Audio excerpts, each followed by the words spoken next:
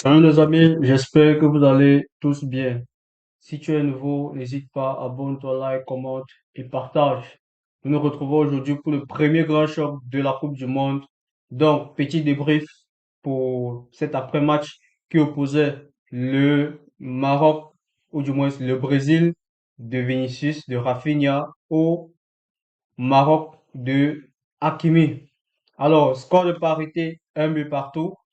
Directement, nous commençons avec le 11 entrant qu'a aligné Monsieur Carlo Ancelotti.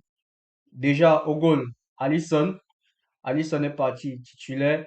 La charnière centrale était composée de Gabriel et Marquinhos. Juste après leur finale de la Champions League, ils ont été sélectionnés titulaires pour cette rencontre. Sur le côté, on a Santos et Ibanez. Ibanez qui vraiment n'a vraiment pas produit un très grand match ce soir, qui a été directement remplacé très tôt durant la rencontre. Bref, on en reparlera au cours de la vidéo en attaque, mais cette formation n'est pas vraie, n'est pas bien. La formation du Brésil, c'était plus un 4-3-3 avec en 10, Paqueta. Paqueta était en 10. Casemiro double pivot avec Guimaraes et Vinicius était de l'autre côté, côté gauche. Thiago, Igor Thiago, le joueur de la Première Ligue, était en pointe et Rafinha était du côté droit.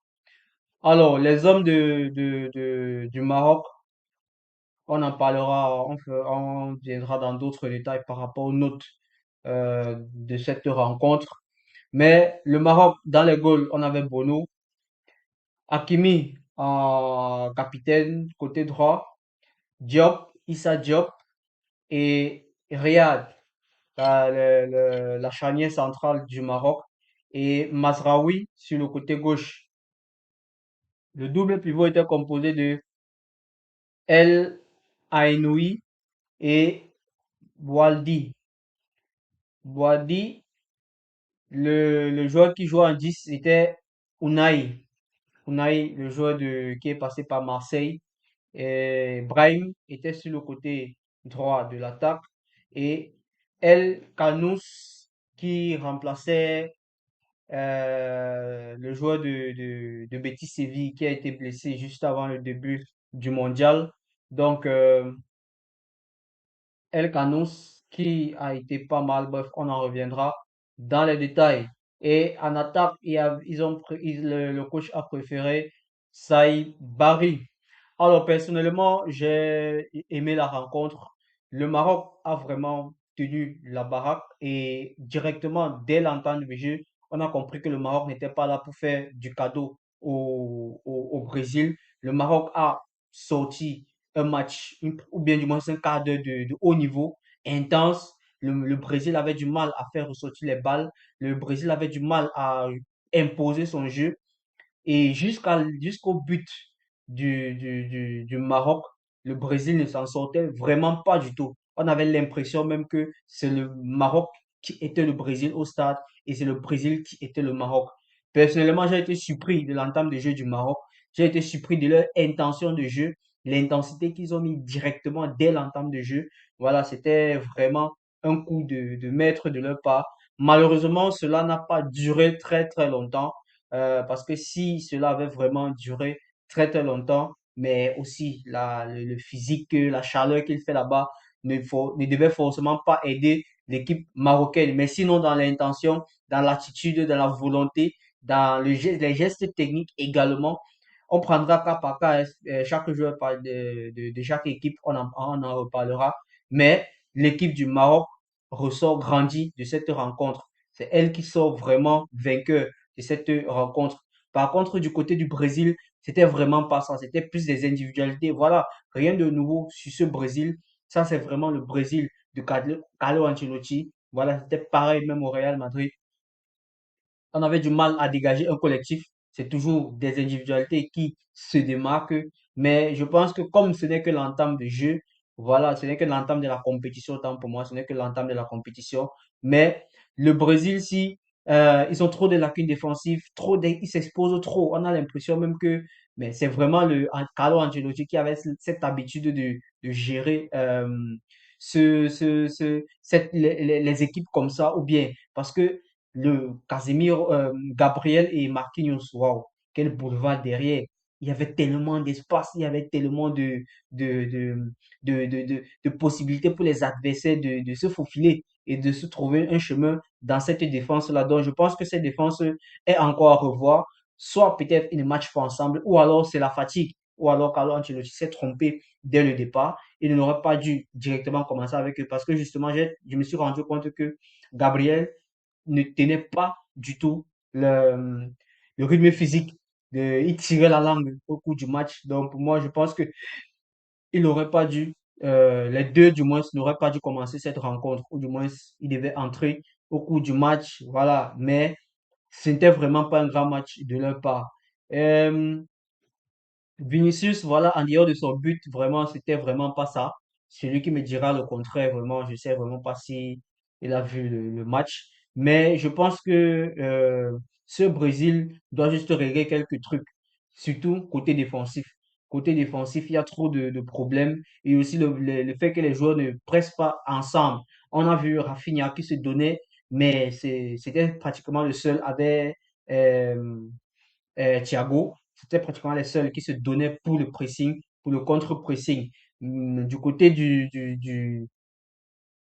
du Maroc, voilà, c'était vraiment un collectif, hein, c'était vraiment un collectif. Moi, le joueur qui m'a le plus ébloui, du moins ce soir, c'est ce joueur-ci, voilà, qui était pratiquement partout au stade, 90 minutes jouées. Voilà, il a totalisé un pourcentage de 91% de passes réussies. Action défensive, six actions défensives réussies.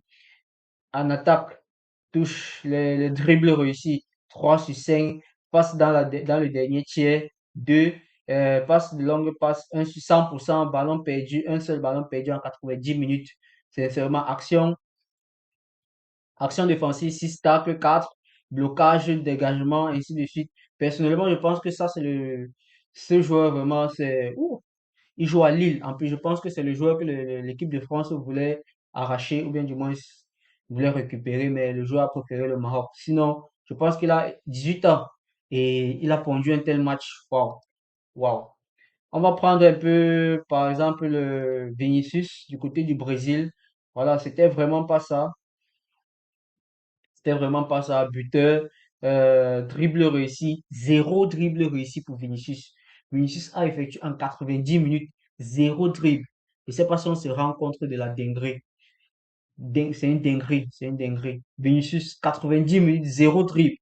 Brésilien, vraiment, vraiment, ça c'est les passes longues, voilà, défense, non, ça c'est pas ça, ça nous intéresse pas. Un seul tir cadré, deux occasions créées, voilà, passe réussie, 80, fou, oh, c'est fort, hein. XG, passe décisive, bref, tic attendu, oh non, non, non, c'est vraiment pas un match des Brésiliens cette rencontre, c'était vraiment pas un match des Brésiliens pendant cette rencontre. Quel autre joueur m'a ébloui? Voilà, c'était, c'était vraiment pas ça. Euh, Hakimi a fait son match. Hakimi a fait son match. Tout le couloir pratiquement était pour lui. Il était pratiquement le seul. Il était pratiquement le seul là-bas. Il se donnait à fond comme il pouvait. Donc, voilà, défensivement, il a été bon. Action 5 tacle 5 5 blocage, aucun blocage, dégagement, dégagement de la tête, ainsi de suite. Récupération, dribble, subi, 2. Voilà. Moi, je pense que le Maroc, sincèrement, a été vainqueur de cette rencontre.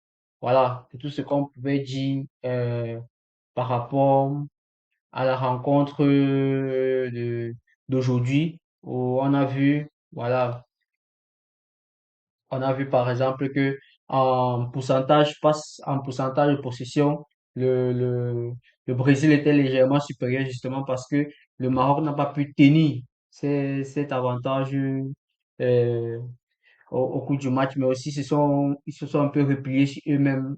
Peut-être c'était dû à la fatigue, à la chaleur et tout. Donc, le nombre de tirs, le Maroc a tiré plus. Et le nombre de tirs cadrés, le Brésil a cadré plus de tirs que le Maroc. Et le nombre de touches dans la surface, 22, ainsi de suite. Les XG attendus, voilà, le Maroc avait plus de possibilités de marquer des buts que le Brésil. Voilà, c'était vraiment pas un très très grand match de la part du Brésil, même s'ils ont totalisé un nombre de passes de 512 sur 487. Donc, c'était vraiment pas un grand Brésil ce soir. C'est un match vraiment à tirer des leçons.